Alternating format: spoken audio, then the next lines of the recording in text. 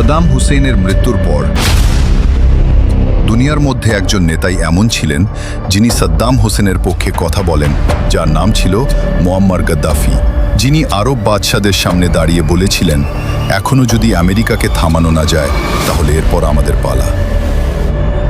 তখন সমস্ত আরব বাদশারা হেসেছিল, কিন্তু গাদ্দাফির এই কথা সত্য ছিল।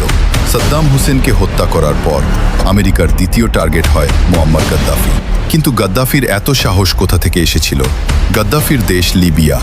আজ থেকে 1400 বছর আগে উমর ইবন আল খাত্তাব রাদিয়াল্লাহু তাআলা আনহুয়ের খেলাফতকালে মুসলমানরা জয় করেন।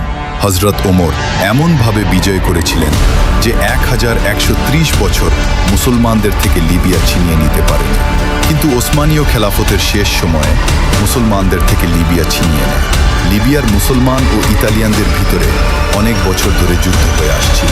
লিবিয়ার মুসলমানদের লিডারের নাম ছিল উমর মুক্তার, যাকে ইতালিয়ানরা ফাঁসি দিয়ে হত্যা করেছিল। উমর মুক্তারের বাহিনীর মধ্যে একজন গরিব ব্যক্তি ছিল। যখন দ্বিতীয় বিশ্বযুদ্ধ শুরু হয়, তখন তার ঘরে একটি সন্তান জন্ম নেয়, যার নাম রেখেছিল মুয়াম্মার গাদ্দাফি।